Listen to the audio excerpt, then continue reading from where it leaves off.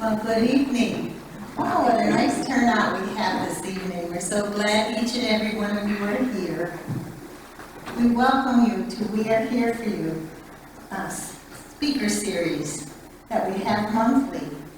This was formed for all to grow spiritually or just come back to some of the teachings that we might have forgotten or maybe never learned. Our speaker this evening is a dear friend of mine, my son. Parents and children are not friends. Like I said, our speaker is very dear to me, Joe, and my heart. Our son, Michael Morcell, is a previous longtime parishioner and teacher here in St. Vincent's. He graduated from Christ the King Seminary with a Master's of Divinity and 4 years of priestly formation. He now is a teacher at St. Francis High School, where he teaches the Old Testament, an introduction to Catholicism and Francism. Franciscanism? He is also a Edgeworth professor at Hilbert College, where he teaches world religion and Franciscanism. there you go. This evening, Michael will present an in-depth look into the most studied religious artifact of the 20th century, the Shroud of Turin. Without further ado, we ask Michael to come up and we'll raise our hand and pray over him. Dear Heavenly Father, we come before your throne and we lift up Michael and all the studies that he's done on the Shroud of Turin, and help us to take home everything that you think that we need to take about beautiful cloth. Lord, we thank you for Michael's yes to you, and we thank you for all the material that we're going to learn this evening. In the mighty name of Jesus we pray. Thank you, Lord. Amen. All right. How about a hug? I'll take one.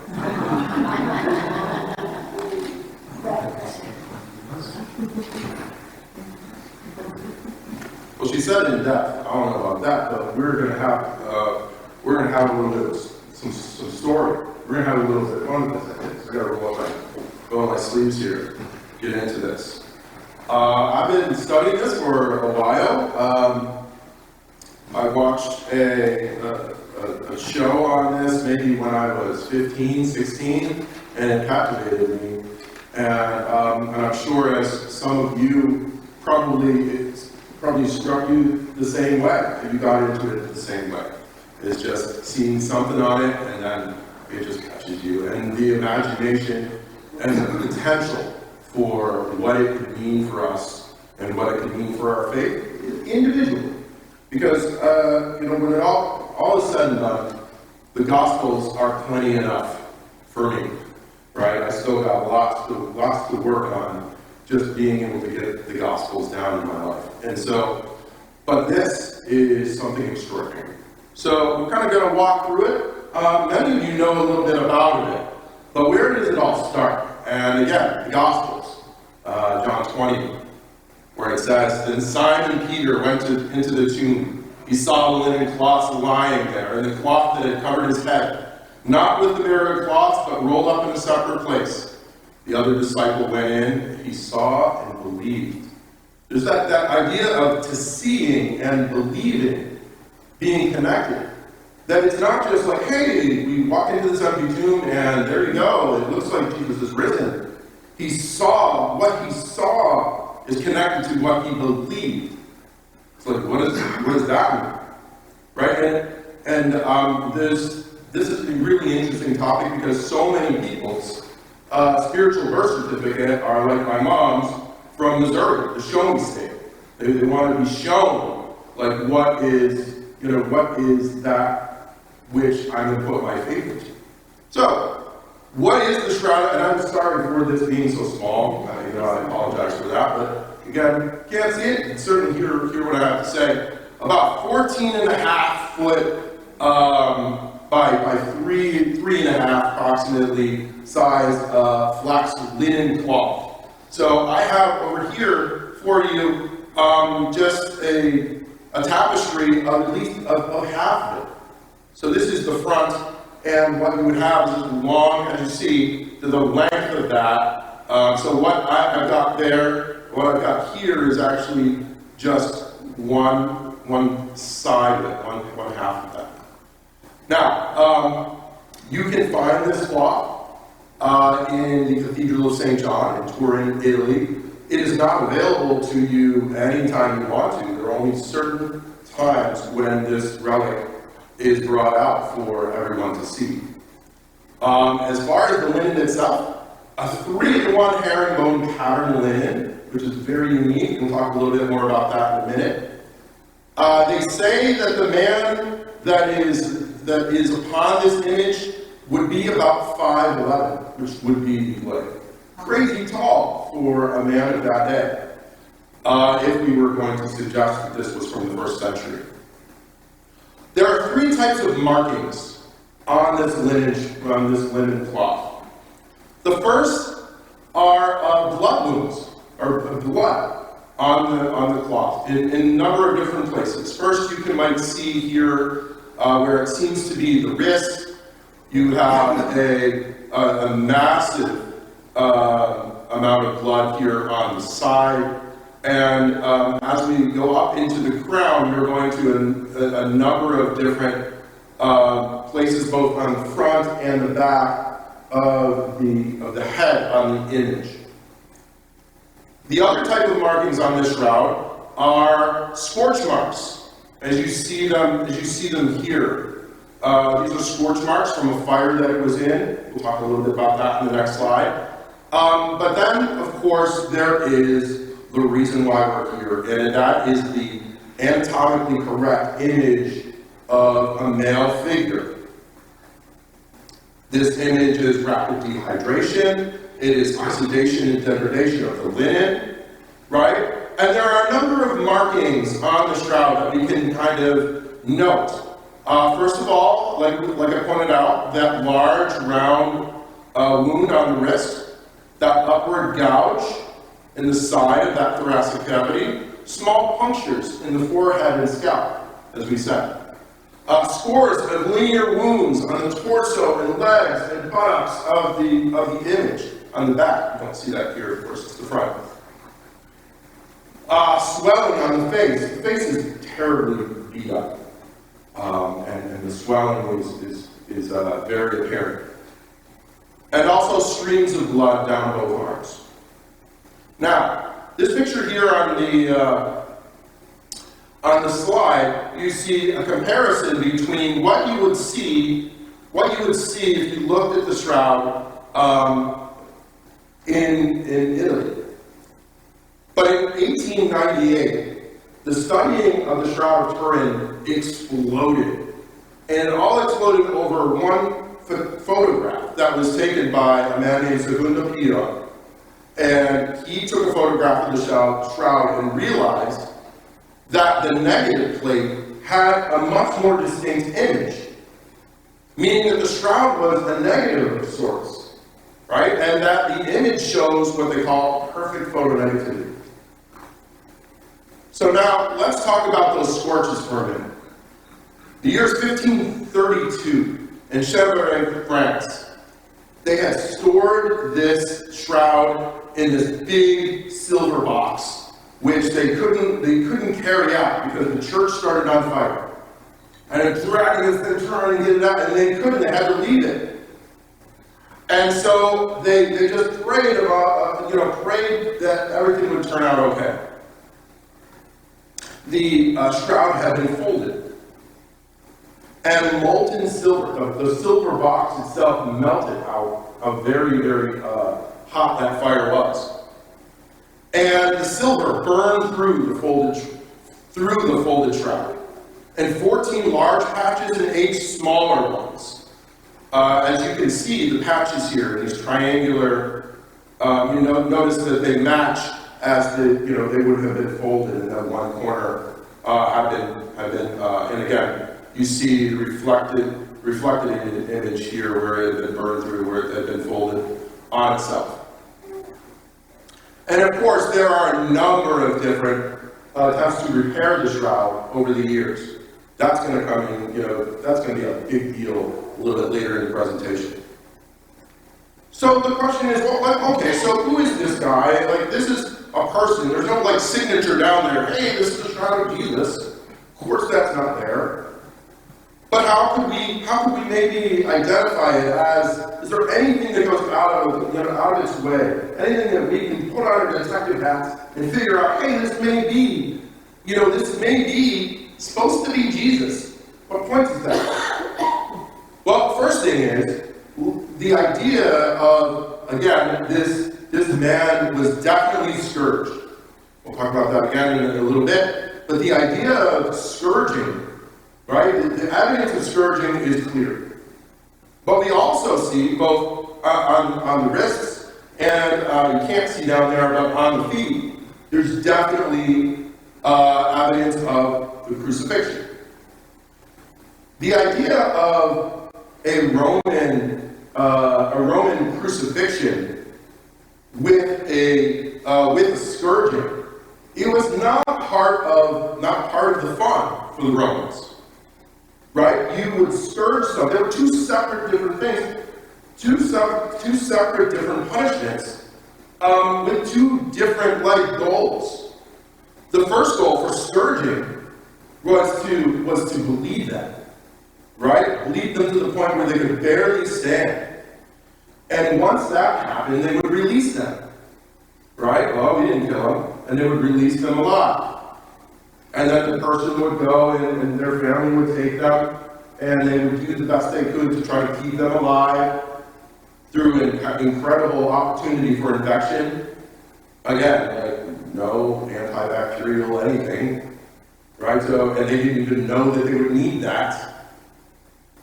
So very often those who were scourged died, but not in the scourging, but later.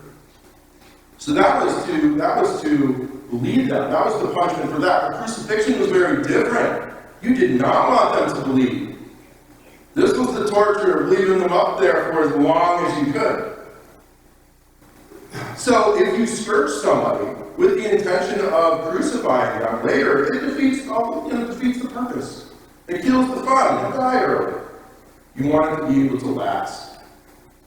And so on this person, on this image, you have both scourging, scourging and crucifixion. That's pretty unique. And I think we might have a story that might, point to one person who we know of, at least we know the story of this particular person in Jesus who did experience both of those things, at least the story says. We also know that the spear was never used in crucifixion. Again, going back to the idea that crucifixion, you wanted that person to just have to to decide between whether or not to breathe or to be in extreme pain. That as you are being pulled down by gravity and pulled on your diaphragm, you can't breathe.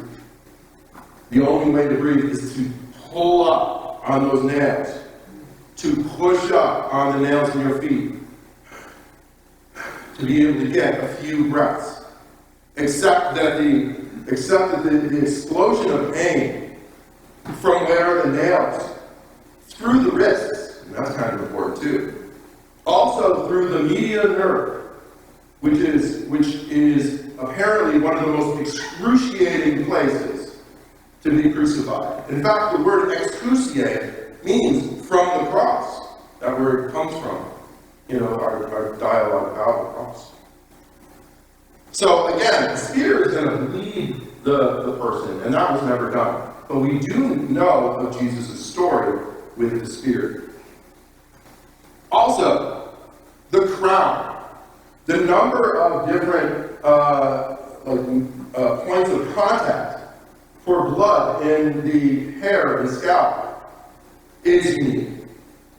That would not have been done either. Again, if you've ever cut your head, you bleed like, oh my goodness, if your kid ever cuts their head, they think they're going to die. It's just a lot of blood, so many capillaries in that head. So again, that's very unique. All of these are very unique to our story. So it seems as if this image is connected to that story, to our story. So does this cloth have a history? And one might suggest that maybe there is. Does it go all the way back? Right? And I love this story. It was so much fun. King Abgar of Edessa, which is just north in Syria, from where Jesus would have lived in Galilee. And so King Abgar sends a messenger. King Abgar comes down with a disease. Many suggested it was leprosy. He had heard about this miracle worker down in Judea who was healing all these people, and he thought that maybe this person, this Jesus, could come and heal him. So he sends the messenger down to go find this Jesus. But unfortunately, he arrives too late, and Jesus has already been crucified and is gone. And as the story goes, one of the disciples, one of the apostles, brings a cloth, a face cloth is described, a face cloth up to Abgar, who when he sees and holds the shroud, it is instantly cured. And you see a picture here of that face cloth. Throughout history, that cloth has been also called the cloth not made by human hands. I wonder what that means. There are a couple of interesting things. You might think, okay, well, face cloth, so that's not our thing. That's not our shroud. But there are a number of ancient Greek words that go into the stories like the word tetradiplon, which means doubled in four. And if you take the cloth and you double it in four, you're left with a cross section, and can you guess what is in the middle of that section? The face. And so is that possible? Even more than that, for some reason, there's no connection to Edessa at all. But after this, Edessa becomes this Christian center of conversion, and for generations. And there's no particular reason why it would have been. And as the story goes, it stayed there, this cloth, and continues. It eventually finds its way to Constantinople. Or another thing that I thought was interesting was that in 944, there was an archdeacon who gave a sermon, and it mentions the Edessa cloth.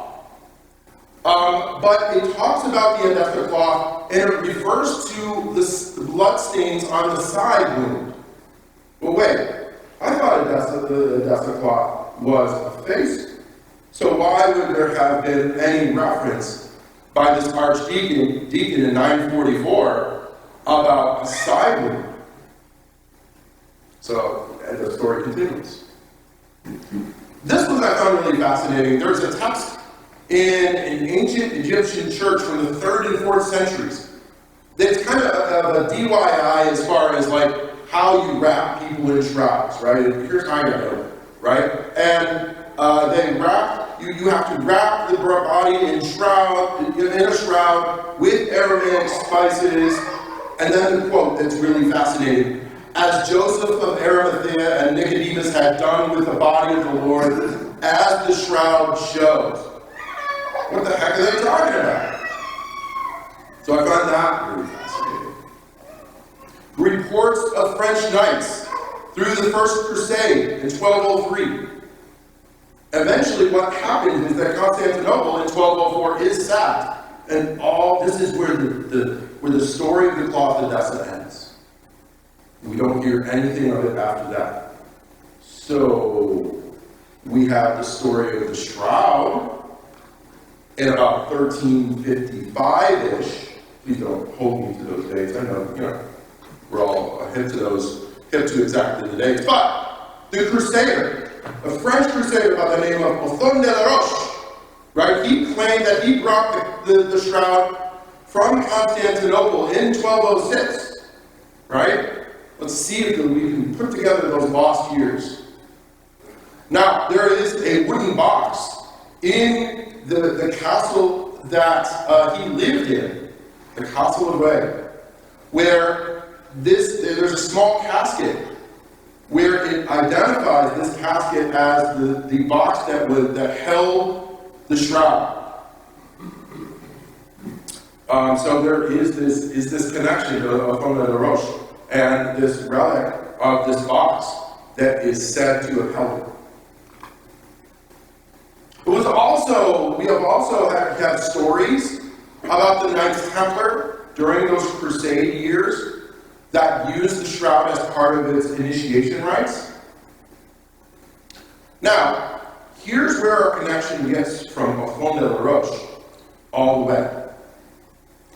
A 5th generation ancestor of Othon de la Roche, a woman by the name of Jean de Vergennes, right? She was the wife of a great knight, a crusader named Geoffrey de Charnay.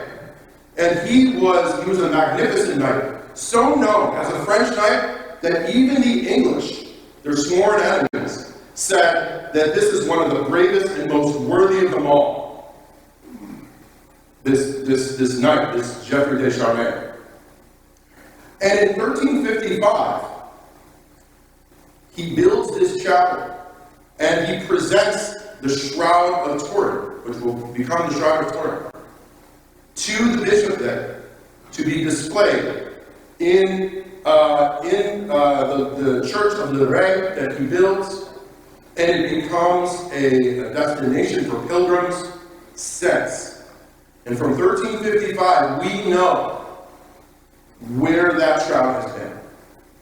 So you have those handful of generations between Fond de la Roche all the way to his fifth generation ancestor, Jean de Verger, or no ancestor, you know what I mean?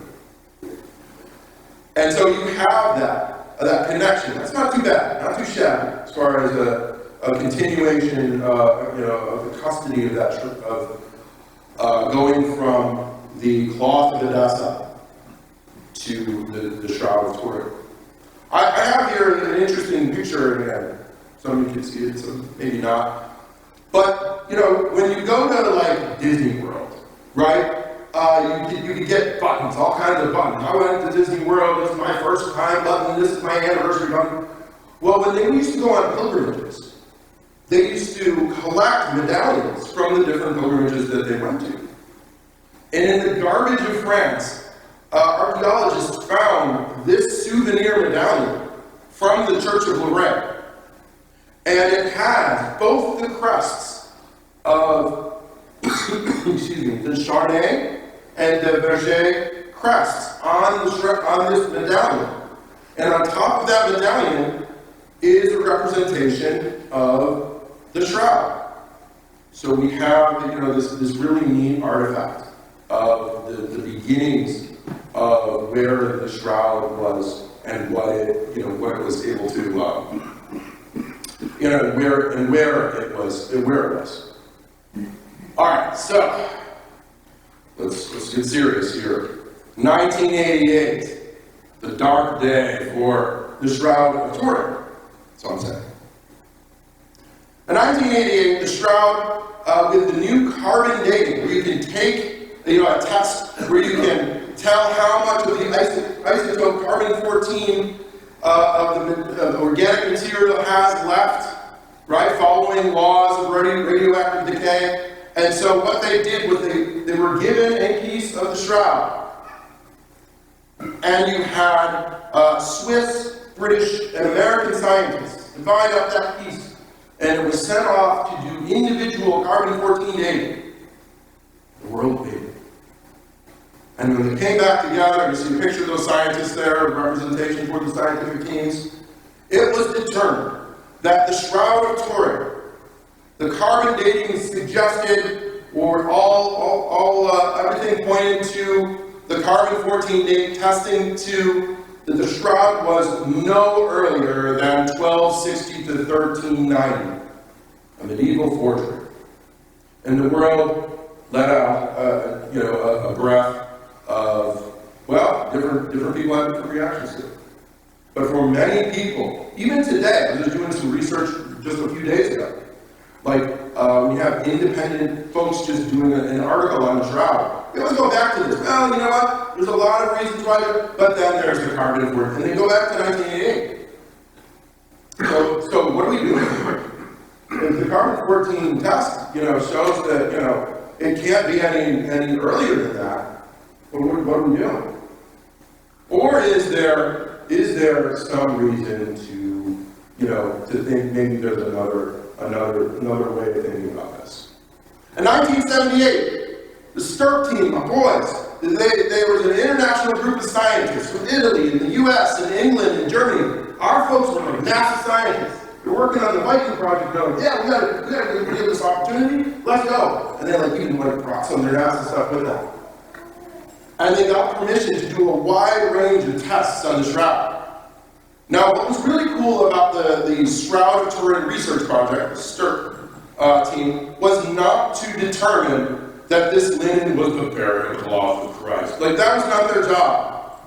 Their job was only to determine how did that image get on the Shroud. Very scientific, just straight up. Their faith it was not the determination of anybody's faith. That, I think, is somehow freeing. I think if I were one of the scientists, I would be like, okay, the pressure's off. I get to do my science thing. So that was cool. So let's take a look at some of the things that the STIRP team determined, and a number of different counter-arguments for the Shroud. Number one, the first thing they did was they removed it from the backing cloth, and they checked to see, they shined a light underneath it, particularly under the image, to see if there was any density to to the image, right? If you take and paint on a cloth and then shine light behind it, you're going to see, you're not going to be able to see the light through it because of the density of the paint. That's a scientific experiment you and I can do, right? And we would probably determine the same thing as what the STIRP team did. It's when they shone that light behind the image, the light shined right through, proving once and for all, easily done, that this could not be paint or oil.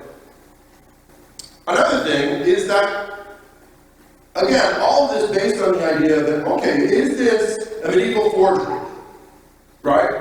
If we look at the history, if I'm going to, I love walking around, so this is hard. I know I can hold it, but I can't. I have Italian when you hold hands. I'm loud enough. You're loud enough, probably. I know. Toward me? You got to closer to the front. I'll be fine. I'll just fix my feet. So if I were a medieval forger, if we were medieval forgers, the whole reason why we would do the forgery is to make some money. Right? That's what we're trying to do. So if I'm trying to sell you some rich noble, some kind of forgery or some fantastic idea, some kind of relic, I need to make sure that that relic is probably what you expect it to be. Right? And I'm probably limited by what I know.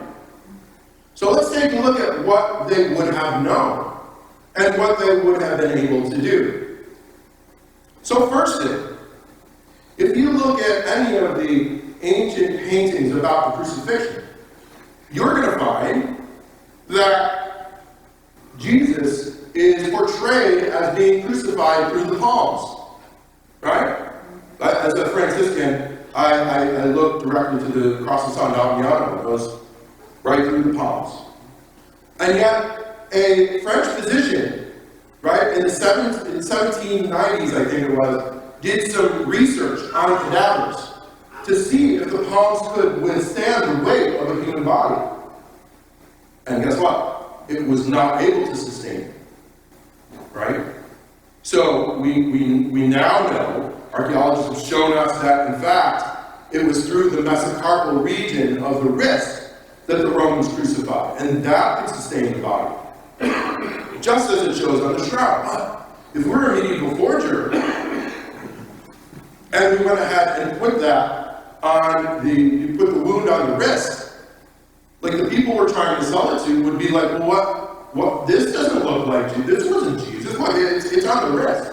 They'd be confused. So that would be a mistake on me, the forger, right?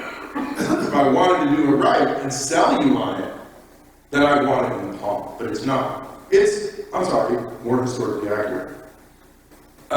We also have the flagrum wounds, right? So the wounds on the back and the buttocks and the legs, right, are all a result of a weapon known as the flagrum. A handle with long strips of leather, and attached to that leather are bits of bone and metal and hooks on the end. Brutal, right? Not only is it to whip the skin, but to tear into it. And just the actual whipping is not even as bad as when they have to pull it out of the body. To the point where I just recently found this out, that sometimes the thing was called the scorpion, which that just is super scary.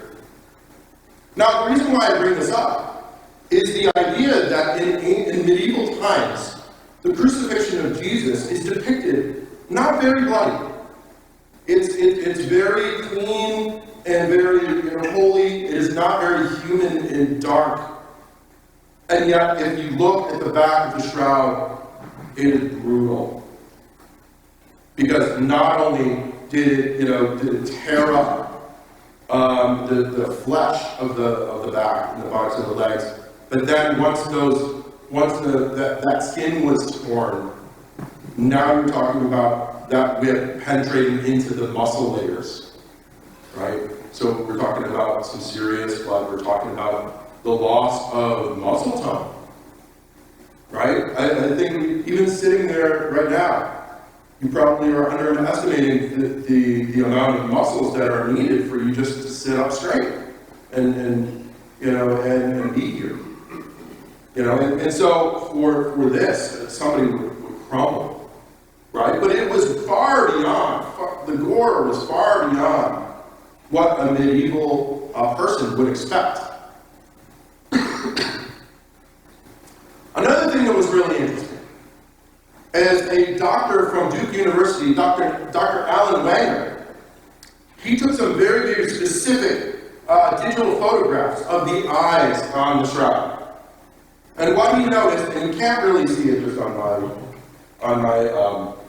my display, on my tapestry, but he saw that there were coins that had been placed, or images of coins placed on the eyes, as was tradition.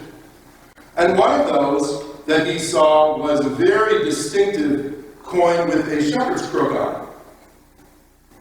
And in that coin was from the year 30 AD. 3029 AD in Judea. How would a medieval forger ever gotten that coin or known about that?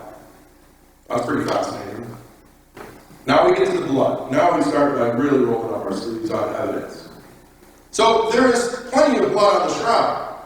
And when the STIRP team came up to the shroud and they looked at it, the scientists, they saw the blood and they said, well, that clearly can't be real, because it's much too fresh and much too red for being supposedly, even medieval age. So this inexplicably fresh, authentic human blood, what they did was they decided, on some stick-back tape, we'll just take some samples, we'll save it for later and we'll test it later. Then they tested it later, long after the tests and their experience with the shroud was done. And what they found was, oh man, this actually is human blood. And by the way, we were able to determine that it was AB blood. We were able to determine its blood type. And one might say, well, if I'm a forger, I can make that work. Right? I can make that work. I can take, I don't know, it doesn't even really have to be anything. It could be, chicken blood, but we'll just use whatever we got. What do we got around here?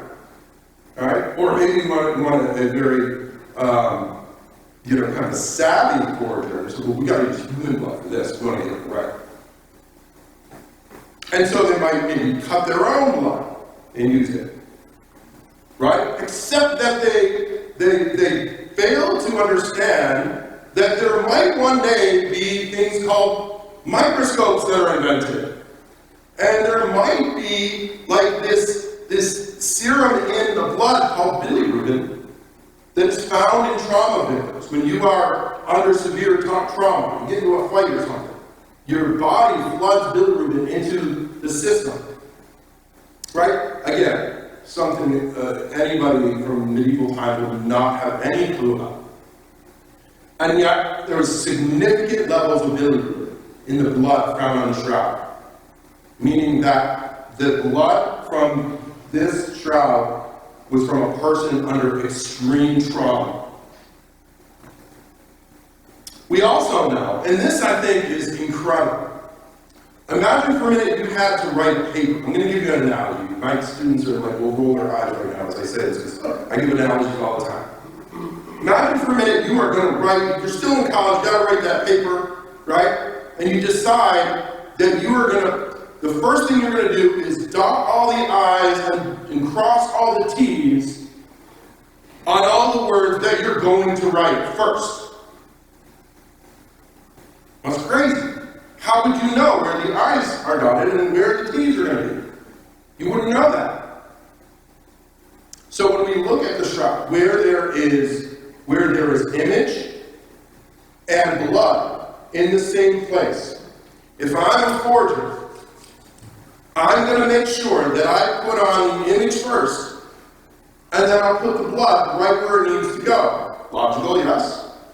And yet, what do we find? When there are image and blood in the same place, It's the blood that is on first, and the shroud is on top of that.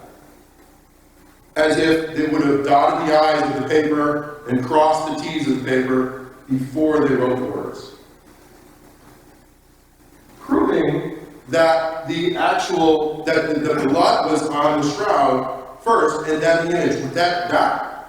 That leads us toward thinking that if this was truly the burial shroud of Jesus, that he would have been wrapped in this shroud, right? And then he, the body bleeding after death would have, that blood would have gotten onto the shroud. And then only after that, some amazing thing, some incredible thing that might have caused the image happens later. And that kind of follows with our story. What else? Blood part 2. Recently in 2024, they did microscopic analysis and showed that these nanoparticles called creatinine, they also consist in the body, in the blood with torture. Also, high levels of urea in the blood. Now, this suggested there was probably renal failure, implying that there might have been severe damage to the kidneys, which makes, again, sense to our story of Jesus being scourged and the damage done to his back. Also, myositic anemia, where the smaller red blood cells, that was found in the blood of the shroud. And this suggests there was extreme difficulty exchanging oxygen, and that there must have been very labored breathing, also consistent. All of these tests done and found from the blood are consistent with our story of Jesus and his experience on the cross and after. None of which could have been in the mindset of our medieval forger. Would not have known anything about that. Even if he had used human blood. To think that in the future there might be microscopes that might determine substances that we don't know yet.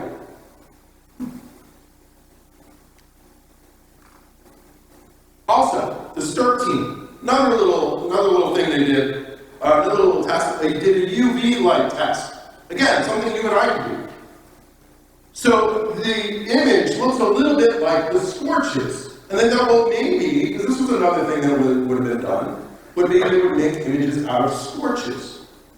But if you use UV light, you can see those scorches. They show up and they're easy to see.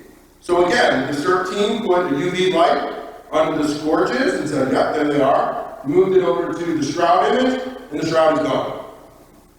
Proving once and for all, again, a testament I do, that the image of the shroud is not scorched. Also, when they were able to look at the fibers themselves, and where there was image on the fibers, that the actual fibers only went 1/500th of an inch into that, on the very top of that fiber. That's 1/10 of a human hair. There is no way for even today for us to replicate that. The NASA guys, I told you they brought some of their stuff with them. They brought a VPA image analyzer, which sounds fancy. And you take a look at pictures of the night sky with this, put those pictures under this analyzer, and it's able to determine, with the amount of light, it's able to determine distance. and decide, with that distance, there's some three-dimensionality about how far away these stars are.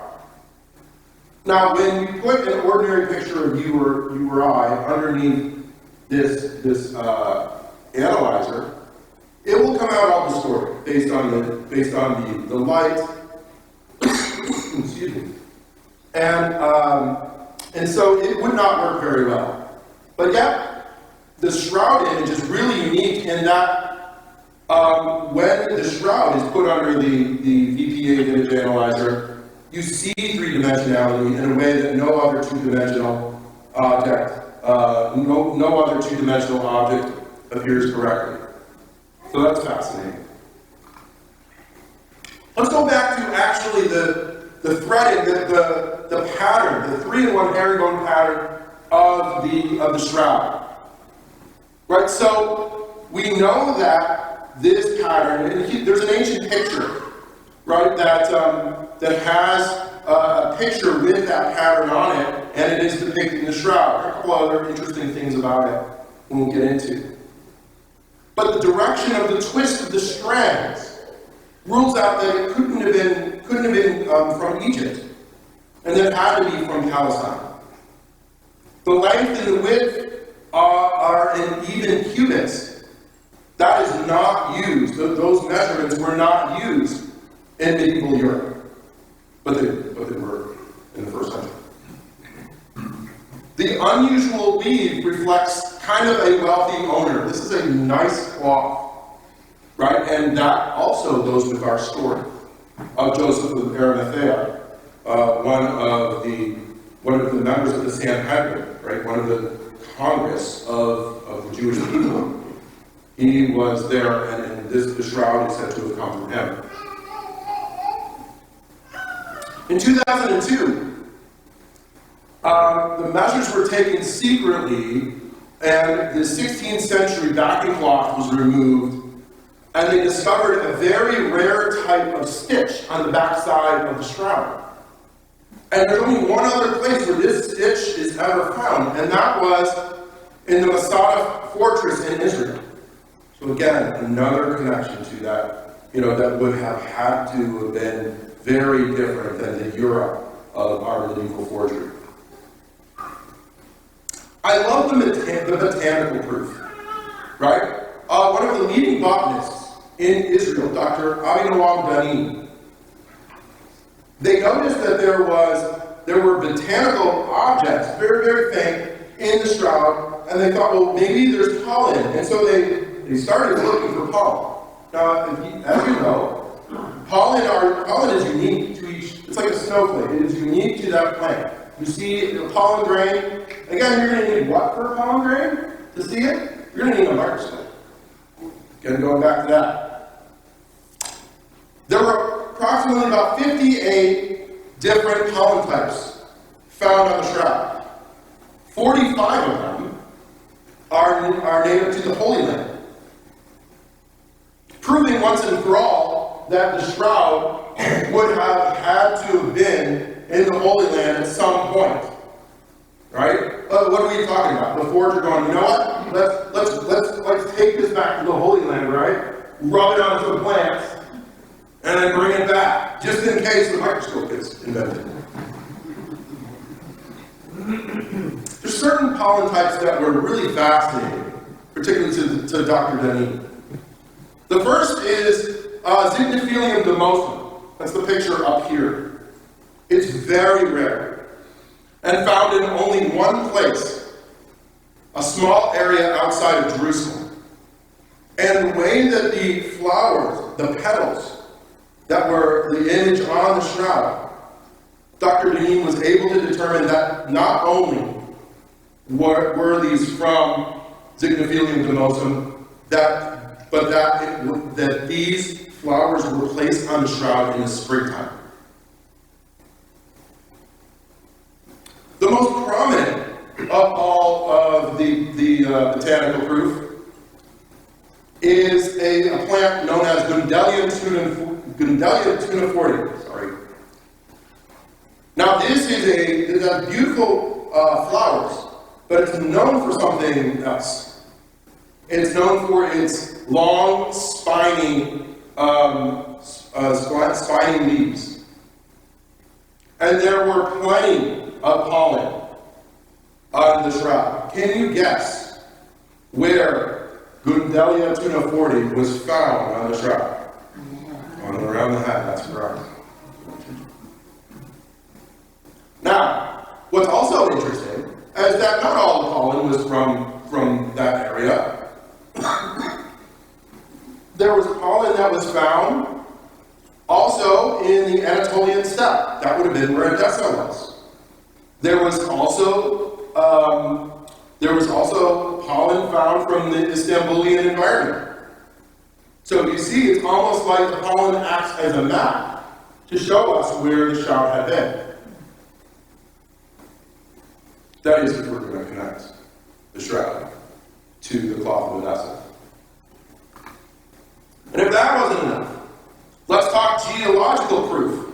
Using a high-res microscope, scientists found a very, very, very specific travertine aragonite limestone particles embedded into the shroud surface.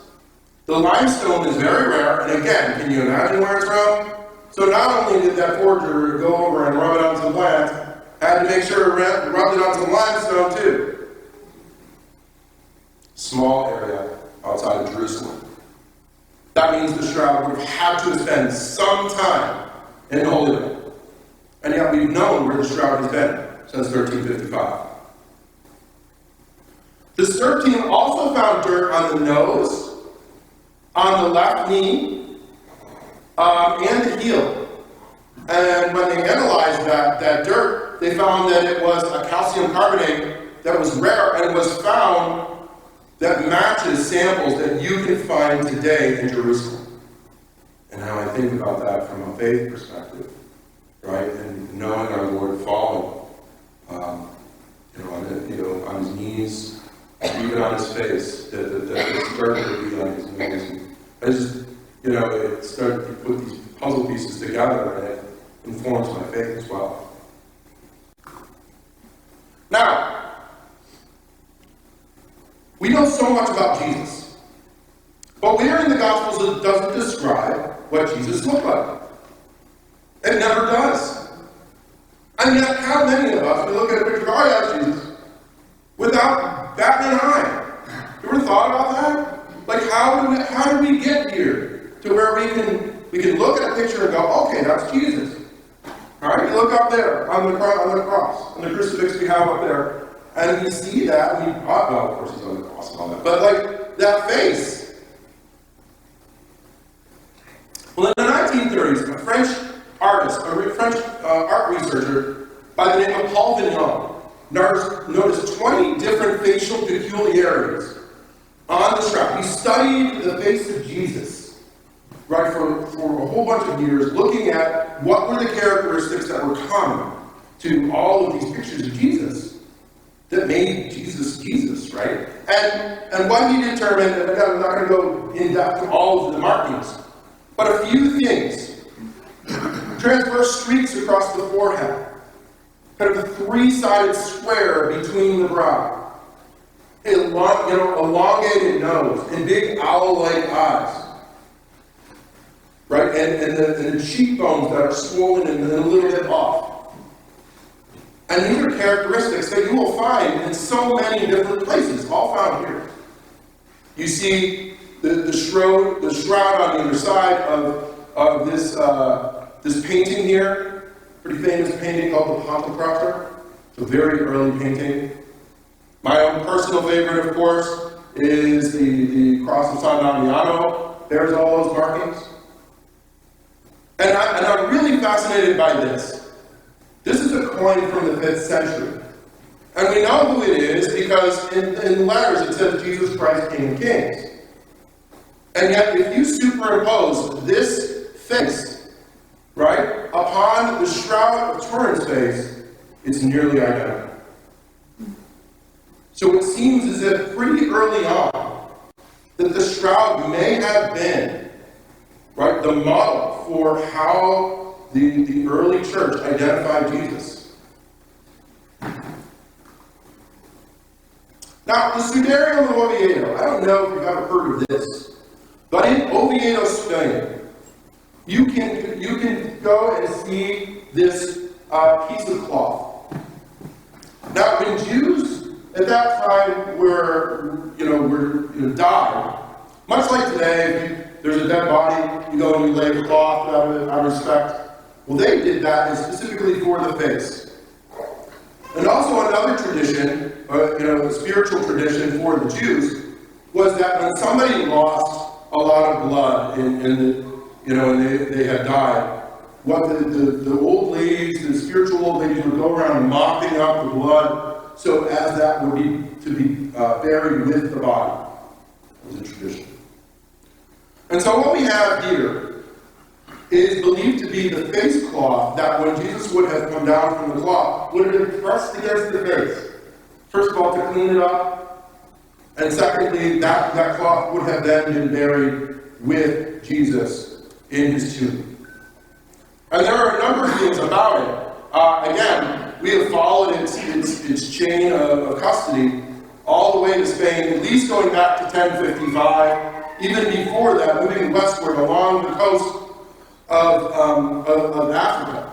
So it took a very different route and it entered into Spain, and always running from the Moorish invasion. And it was hidden in caves. It has the same blood type. Now, if you superimpose, there is no image on the sudarium.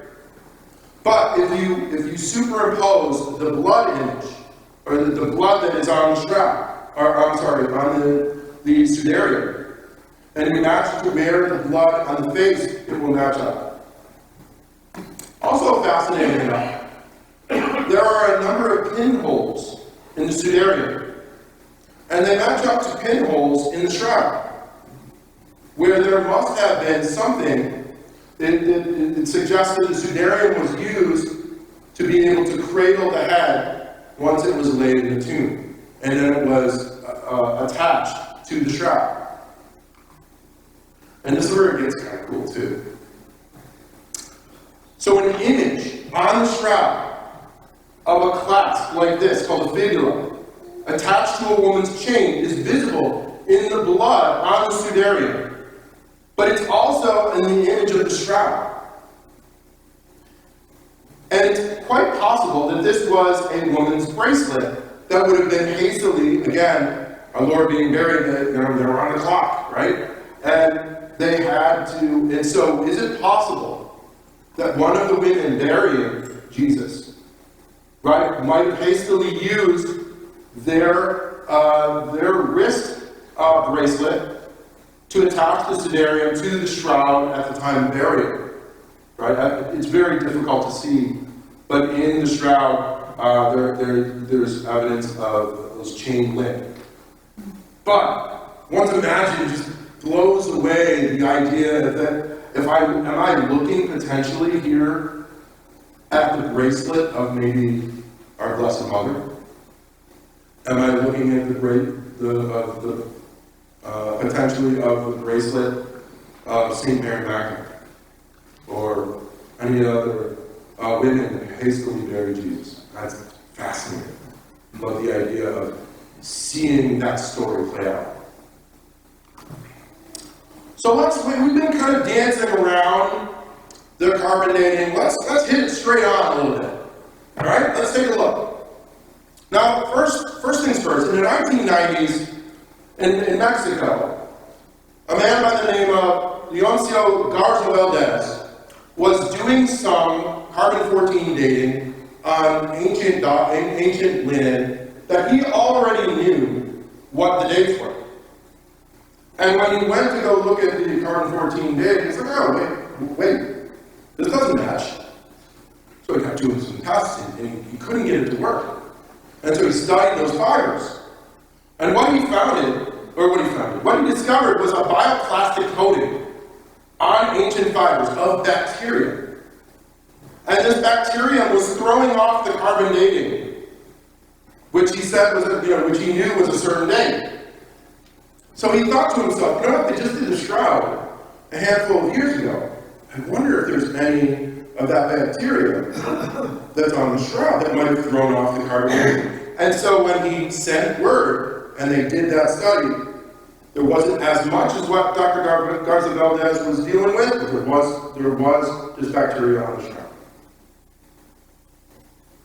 Because of this, Dr. Garza Valdez is sometimes known as the father of archaeomicrobiology. Also, the possibility of human error. I don't know if any of you noticed it when I was describing the story, is that those scientists who were given the bit of the shroud to go and test in the carbon-14 dating, it was one piece. And they tested, and they only divided up that one piece. If you're doing a good study, you'd want to take samples from different places. And yet just to divide up one piece isn't really really different much at all. And when they looked at that, some people who have done research in this determined that the sample that they had used was a corner that had been repaired 5 times since 1400. That there were carbon fibers that were mixed with the linen. First of all, hats off to, those nuns that put together, that matched those carbon, or the cotton with the linen. Did a great job. But, that is a problem. So, a vanillin test was done. Vanillin is a chemical compound found to greater or lesser degree, depending on the age of the ancient fibers. A cloth from, say, the time when the forgery was supposed to have been done should contain approximately about 40% of the vanillin in the fiber. But the shroud fibers were found to be completely depleted of vanillin. That means that between 13 to 3,000 years old, it's definitely not a medieval forgery. You see here, for those who are close, you can notice I have two different fibers here. One that is darker, maybe in the back you can notice that one. Then there's another fiber over here that is much lighter. And this is an example of the Shroud's cotton fiber that still had plenty of vanilla from the patch, to that flax fiber, that linen fiber, that is completely depleted. It's a nice study. Also, another study, I don't want to get too deep into the weeds on the science here, but the Fourier transformed infrared spectroscopy test, say that 5 times. It identifies chemical bonds in a molecule by producing infrared absorption spectrum. And all the wavelengths of light are measured as to the sample, how much it absorbs. And it provides a molecular fingerprint that you can identify the components. And as they're declining absorption, it allows to date the sample. And this modern scientific study was done on Shroud, and the result is that the Shroud's midpoint was 58. There's 95% certainty of this. Another test done just very recently, 2020, last year, the wide-angle X-ray scattering. Italy's Institute of Crystallography. I can never say that word. Crystallography. Thank you very much. Used this technique to measure the natural aging of the flax and compared it with other pieces of linen from the pieces of linen known to be dated from the 1st century. And the degradation of the shroud was found to be consistent with those samples, giving further evidence to that 1st century dating. Here's where it kind of gets kind of creepy and kind of fun. Is radiation being a very, very significant possibility. The image has visible skeletal qualities, like the radiation of an X-ray. Is it possible that neutrons would have formed new carbon-14 in the image formation? And you see my picture up here of this soccer ball, right? This is an example. This is one soccer ball that is bouncing, and in quick succession, a number of pictures that are superimposed on themselves. It's called the stroboscopic effect, right? Dozens of these superimposed images through multiple quick bursts of light. So here's where we get to, well, we can say what it is. But is it possible to be able to suggest that the image was formed at the resurrection? When you had a dead body come to life of of its own accord. The amount of energy to be much the same as a radiation event. Now, of course, we don't know because people don't raise from the dead all the time, but was the image formed from the transfer of energy at the resurrection?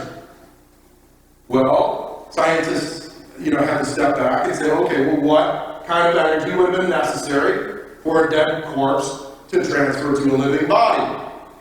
And I have a picture of a juggler there because we've already identified several of the very unique qualities of the shroud and the image that, again, people in modern day are trying to say, yeah, no, here's proof that this isn't the original, the actual shroud of Jesus of Nazareth. And they try to replicate this. And on one aspect or another, see, we did it. We did it just like it is on the shroud. One aspect. But that would be my juggling analogy. That would be just like one ball. See, I did it. I can do it, just like the shroud. But no. The shroud has got, how many that it's got to be able to keep at the same time. Such an intense source of energy without having enough heat to literally vaporize the cloth. It has to maintain the variable to only penetrate. Remember the very microscopic first layers of the cloth without going all the way through. And it has to be so precise to turn it into a photographic negative. We've got all this going on. So, what did the mathematicians come up with? Well, what could it have been? The best they got is something called vacuum ultraviolet radiation, where you have pulsations of energy needed to happen at an intensity of 34 trillion watts per pulse. Remember your light, the light bulb at your house that you go, that's 100. That's 100. Maybe, right? That's 100. We're talking 34 trillion per pulse. That, my fine feathered friends, would be like being 1,000 miles from the sun. If you suddenly were able to be transported to 1,000 miles from the sun, we would obviously instantly vaporize. And yet the shroud, if this were the case, in order for energy to cause this image, would have had to have been at that number of watts. But these pulsations of energy would have obviously vaporized the shroud if they were exposed to it for any length of time. So how quickly were those bursts? And scientists calculated those bursts. They would have had to have happened. Those pulses would have had to occur at 1/40 billionth of a second. Like, I can't even, that's like Neil deGrasse Tyson trying to explain the universe to me, and I just, after a while, I was like, I give up. 1/40 billionth of a second at 34 trillion watts per pulse. Clearly, as you can imagine, we cannot replicate that. Now, this is where it gets really interesting. So is it possible, as we're thinking, that this is an image of the resurrected Jesus? And that really hits us here. But I would suggest that that is not the case. This is not an image of the resurrected Jesus, that this may be the image of the resurrecting Jesus. If you notice anything about the image on the shroud, one of the things that kind of stands out, and if you can see it, why don't you kind of take a look at the hands, right? The fingers. And if there's anything that I notice about the fingers, I notice that these fingers are like freakishly long. And you're like, what was this guy like, what was going on with this? I ask you to go back to the stroboscopic effect. In the moment of resurrection, as this body begins to move, And that stroboscopic effect at 34 trillion watts per pulse. What was it, 1/40 billionth of a second each? That small, the image being like pictures, that this is in fact a moving picture. Those fingers are freakishly long because they are pictures of that hand moving. So was the first movie. And that is amazing. That the shroud is not a still image. And it's not just the fingers, it's just the easiest one for us to see. Scientists have taken a look at that and have found that the same thing that's changed, that same stroboscopic effect works in the knees and the feet. You can see it, obviously, most clearly in the hands. And I find that incredibly fascinating. So, here's what gets real, this gets even more theoretical. And some scientists are like, slow your roll. Like maybe we're getting a little carried away here, but that wavelength and the duration and power that I just described to you, those numbers that I gave you, they're not arbitrary. They're not just like, probably is this. It's not that. This is exactly what is produced when matter and antimatter collide. These numbers are very specific.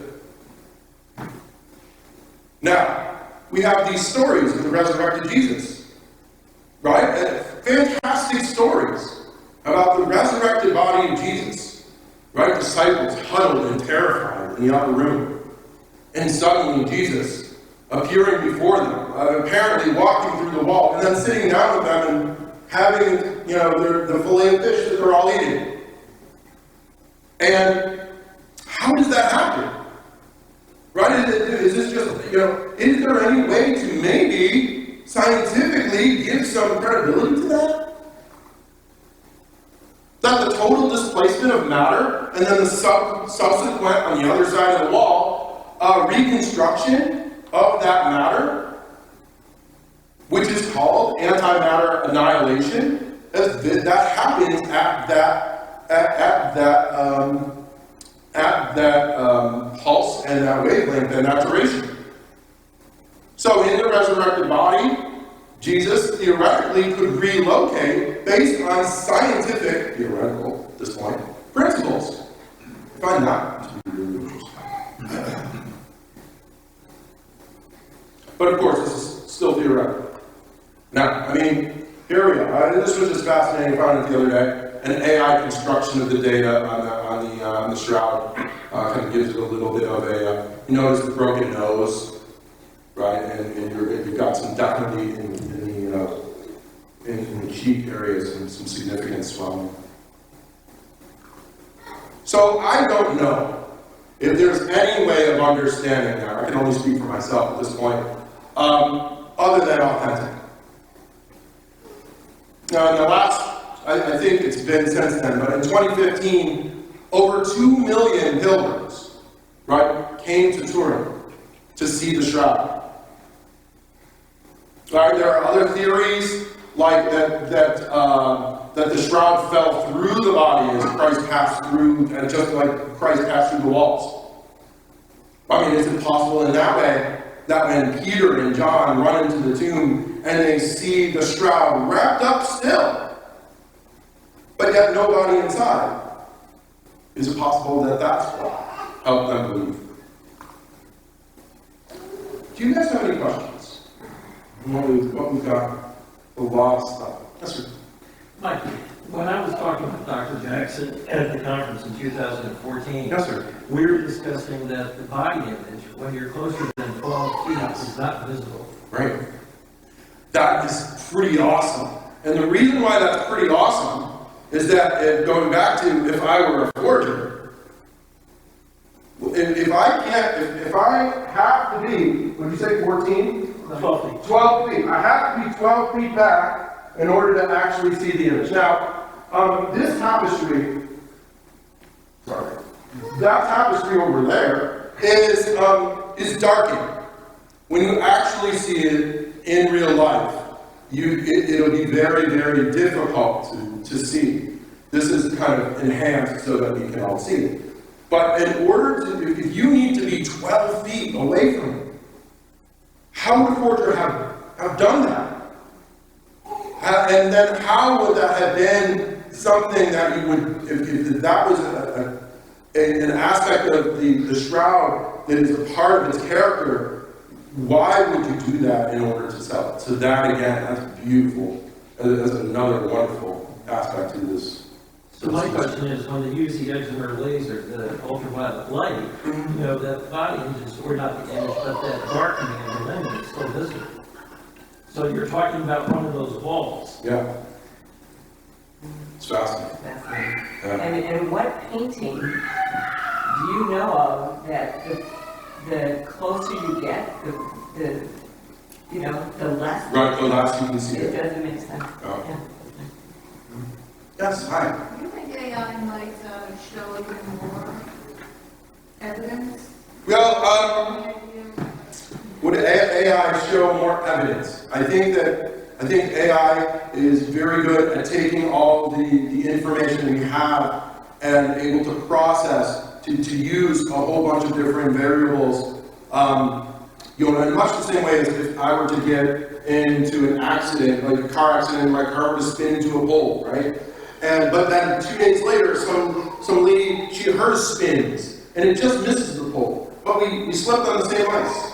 And you know, some people are like, see, that's amazing, what a miracle. And yet, if we were to break down all of the variables, the speed, the type of wheels that I had, how worn were the wheels, right? Like, we could talk for another half hour about all the variables that would go in. If we could talk about all of those variables, we can tell exactly why I got into the accident and she missed. But that's just too many balls for us to juggle. What AI does is able to juggle all those balls at one time. So it's not coming up with something new. It's just able to juggle more balls, keep more balls in the air than like any single person can. So hopefully, you know, if it can do more, if there are variables that we're not able to put together, maybe we can learn more. Or maybe not. Yes, sir. You say that there's blood on the shroud. Yes, sir. Is there any skin or hair or anything? Not that I know of. I don't know of any hair on the shroud. No. But in the studies that I've done. Yes. When is the next showing? When is the next showing for the shroud? Do you guys know? Maybe it was the Wednesday this year. I don't know. Yeah, that's a great question. Again, as I tell my students when they ask me questions, say, your Google words just as good as mine. Yes, sir. Have you ever seen the, where they place the image of the Divine Mercy right over the shroud and everything anatomically is exact? Yes. Can you speak a little bit about that? Well, I think that, again, I always like to, I never want to jump to say, oh, my heart wants to say, well, look at that, there's no proof, right? But I also want to just make sure that the image that we have, right, the image that the Blessed Faustina had was the same image prior to the divine image, you know. So I want to be careful of just giving into that. No, it's like, oh, I had a dream, or you know what it reminds me of?